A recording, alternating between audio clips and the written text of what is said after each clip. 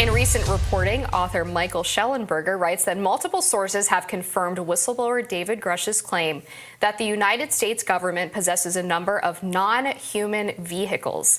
These sources are, quote, either high-ranking intelligence officials, former intelligence officials, or individuals who could be verified as being involved in the United States government UAP efforts for 3 or more decades, according to his reporting.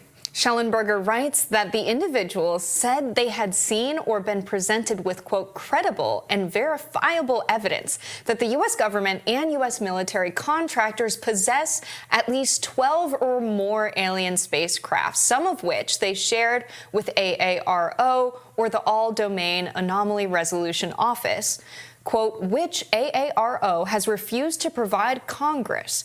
The office reportedly said it has not discovered any verifiable information, end quote, because it does not have the authority to verify it and may not want to verify it. Joining us now to discuss is Twitter Files author and author of Apocalypse Never, Michael Shellenberger. Thank you for being with us, Michael. Good to be with you. So, confirmation, aliens are real. This is exciting. What do you make of the baker's dozen of alien spacecraft that we have? Well, I think it's worth just pointing out that this is very shocking. The whistleblower in question, David Grusch, used the term ontological shock, which is a little bit of jargon, but what he means is that the idea that we are not alone in the abstract is something that everybody, I mean, not everybody, but many people, the large majority of people agree with, that we are almost certainly not alone in the universe. However, the idea that there may already be contact or have been contact for quite a while between the U.S. military and non-human intelligence, non-human life forms is very shocking, and it's shocking for me personally. There's things I kept out of the story that I think were just too shocking and certainly harder to confirm. But I do think it's clear that the conversation about this has progressed from the idea that the Pentagon simply has some videos to a large and growing number of people with reason to know who say that, in fact, there are non-human spacecraft. That is very intriguing that there's things that you left out of the story. I hope that you'll continue to investigate them. I'm wondering how exactly these sources determined that these crafts were non-human. Was it the material they were made out of, the method of construction? How exactly did they make that determination? Yeah, I mean, I think that there wasn't much doubt. There are programs, according to these folks, that exist to not just study these technologies, but attempt to reverse engineer them. There was some, disagreement or different levels of knowledge about the success in that. Certainly, the idea had been that there was efforts to try to operate these craft or reverse engineers to create them. There's one very interesting story, which is that a major aerospace company apparently tried to involve greater civilian scientists and engineers to reverse engineer the vehicles, because the stovepiping or compartmentalization that exists really prevents the kind of innovation and sharing of knowledge that's actually essential to being able to achieve scientific and engineering goals. And so there was a very briefly floated idea to involve a larger number of scientists and engineers that was apparently rejected by the Pentagon. So these are, extraordinary claims require extraordinary evidence. At the same time, extraordinary claims, you don't need extraordinary evidence to simply investigate them. And the claim here is that these craft are real physical objects. This is not a mass hallucination, that they exist in specific military bases or in contractor facilities, and that members of Congress could go and actually find these facilities, or go and actually make sure they get their way in there and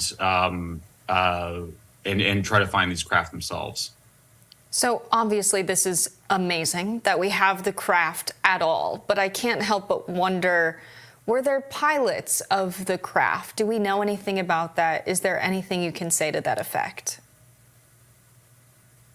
David Grusch, the whistleblower, did say on News Nation that there were, in some cases, non-human pilots. What? I did have confirmation of that from one of my sources. I kept it out of the story in part because it was one source, and also I felt like I really wanted to establish that there is strong evidence that there are craft, and I didn't want to get too much into what I had been told about the different potential of there being beings. It's a lot of ontological shock with just the craft, and I felt like let's just give this a minute and let's spend a little bit more time doing this reporting. I would also say I'm not the only person that's interviewing these folks. There are other people in my article. I mentioned former Assistant Defense Secretary Christopher Mellon mentioned at least 4 witnesses. I think he said in his article in Politico over 4 people. I don't know if those are the same people I spoke to. We don't share information with each other, but there's more people that are finding the courage to speak. They're very scared. They don't want to lose security clearance, and they're also worried about retaliation. And David Grusch, as you know, the whistleblower, felt like he needed to go to Congress because he was subject to retaliation. I actually have chills right now hearing that there were potentially non-human pilots that were recovered along with the craft. That suggests to me that these were craft that crashed in some way, and that's how the U.S. military was able to recover them. Is that correct? Well, actually, that's there are cases of that. There are people that say that there were crashes. There's also cases of what they call this a retrieval program. There's also cases, I was told, of craft being abandoned and craft making its way into U.S. military hands in other ways. And so I think that it's not just there is crash evidence, but there's also other mechanisms in which these craft have been obtained by the U.S. military. So it sounds like, from what you're saying, your contacts are based in the United States. You've talked to military officials, people in the intelligence community in the United States. This figure, 12 or more, is specific to the crafts obtained by the U.S. military. Do we know anything more about potential crafts or pilots globally? Well, Grusch, the whistleblower, said in his statements that there is competition between the United States, China, and Russia in terms of developing reverse engineering these technologies. I should say that was not something I was able to confirm. And it wasn't that people disconfirmed it or denied it. It was just that the people I spoke to did not know that if Russia or China had these technologies or similar craft. I would also say, just on a personal level, I felt comfortable doing this story in part because of Grusch's whistleblower testimony. Like the people I interviewed, I felt like somebody needed to kind of speak up and say that what he's saying is not unusual, that you can find a fair amount of people that will talk about this off the record, or in my case, not for attribution. I will say I haven't written any commentary about the piece itself. I am planning on writing more about it, but I have actually been interviewing people for several years and only felt comfortable at this point, and in part I felt obliged to share this research and to go back to folks. But I've been talking to folks for a long time, in part because you may know I have spent a long time working on nuclear energy.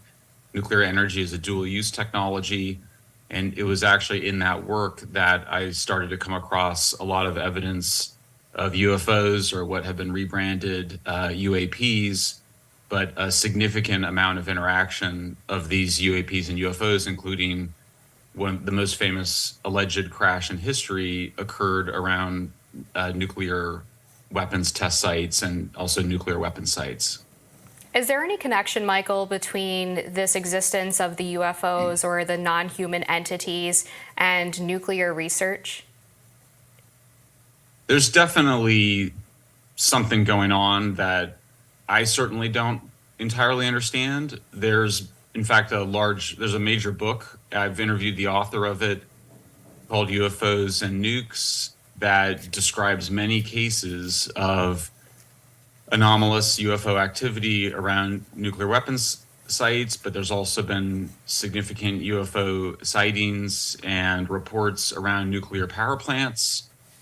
The nature of those interactions suggests that whatever is behind those craft is expressing some concern around these sites. I'm very reluctant to get too far into it, in part because I'm a big supporter of nuclear energy. I think it's the only way to really address climate change and other important environmental issues. So, but nonetheless, nuclear obviously is as a weapon, is a very powerful and potentially dangerous technology. And so it does seem like there is something big going on there. And I would just note, we have civilian control of our military in the United States, and we've now done stories on FBI whistleblowers, and we're very concerned about the role of the intelligence community in encouraging censorship by social media platforms. And for me, even though I have been looking at this particular issue for a long time, we have a situation here where we have a very important whistleblower who the intelligence community's inspector general said has credible and urgent information. We have the DOD's special department on this, which is called ARROW. In April, the director of that program said that there was no credible evidence. The inspector general contradicted that. That now the DOD spokesperson told us and others that there's no verifiable evidence. However, this evidence does appear to be verifiable. You need to go into these facilities and look for these craft. I think there may be resistance, but again, we have civilian control over our militaries. And I think there needs to be a very clear statement from members of Congress, particularly Senators Rubio and Gillibrand, that this is not up to the military to decide what to withhold from us. This is the right of the American people to know what our tax dollars and what our militaries are doing. And if there has been some bad behavior, we know there's been cover-ups. And by the way, I will point out, this is a New York Times story from 1978, New York Times Magazine story about Pentagon covering up of UFO information. So for me, if there's nothing there, and we should keep an open mind that maybe there is nothing there, we keep an open mind on both levels, the military needs to open up. It's way past time for this. It's civilian control of our military and intelligence services. And I'm afraid that we're not seeing the levels of disclosure that I think that we deserve to see. It is ontological shock, but I do think we are grown-ups and we're capable of dealing with whatever the truth may be. Absolutely. Couldn't agree more. This is in the public interest. So thank you so much for joining us, Michael Shellenberger, and congratulations on the good reporting.